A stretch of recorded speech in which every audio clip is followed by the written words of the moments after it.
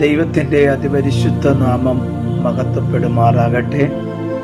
സങ്കീർത്തനങ്ങൾ 10-ാം അധ്യായം 1 മുതൽ 18 വരെയുള്ള വാക്യങ്ങൾ.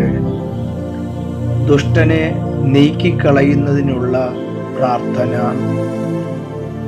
യഹോവേ, നീ ദൂരത്ത് നിൽക്കുന്നതെന്ത്? കഷ്ടകാലത്ത് നീ മറഞ്ഞു കളയുന്നതും എന്ത്?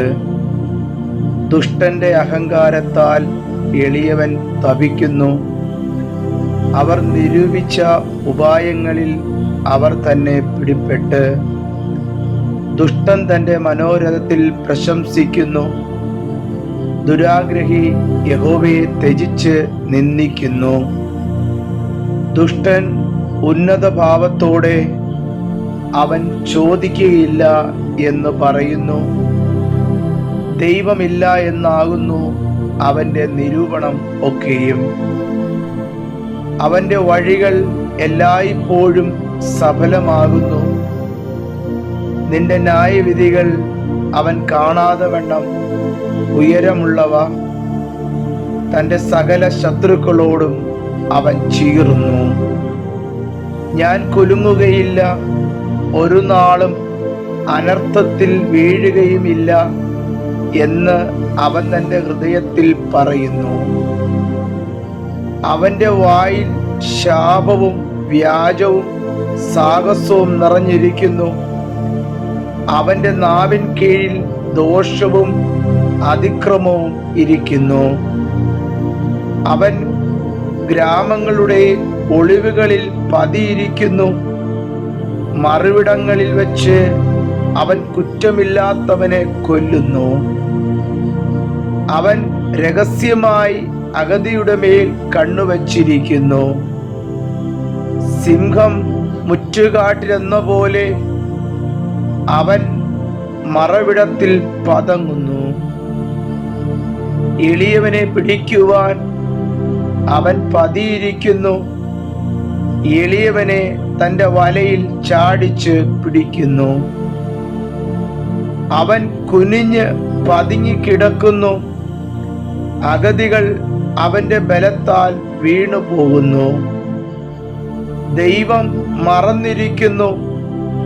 അവൻ തൻ്റെ മുഖം മറച്ചിരിക്കുന്നു.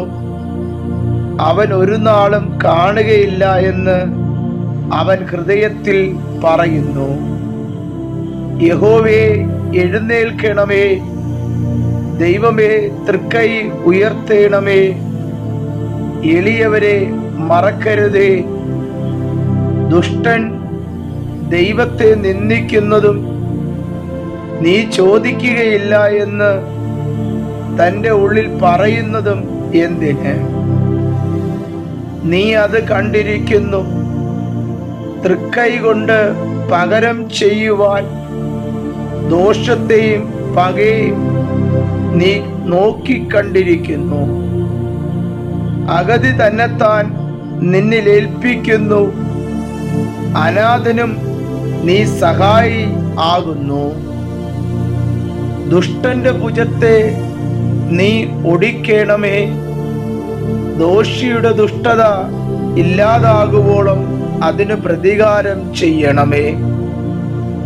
യഹോവ എന്നേക്കും രാജാവാകുന്നു. ജാതികൾ അവന്റെ ദേശത്തു നിന്ന് നശിച്ചു പോയിരിക്കുന്നു. ഭൂമിയിൽ നിന്നുള്ള മർത്യൻ ഇനി ഭയപ്പെടാതിരിക്കുവാൻ നീ അനാഥനും പീഡിതനും ന്യായപാലനം ചെയ്യേണ്ടതിന് യഹോവേ, നീ സാധുക്കളുടെ അപേക്ഷ കേട്ടിരിക്കുന്നു.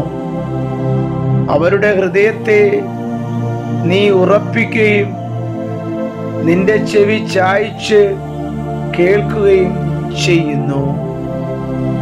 ഈ തിരുവചനങ്ങളാൽ ദൈവം നമ്മെ ധാരാളമായി അനുഗ്രഹിക്കുമാറാകട്ടെ. ആമേൻ.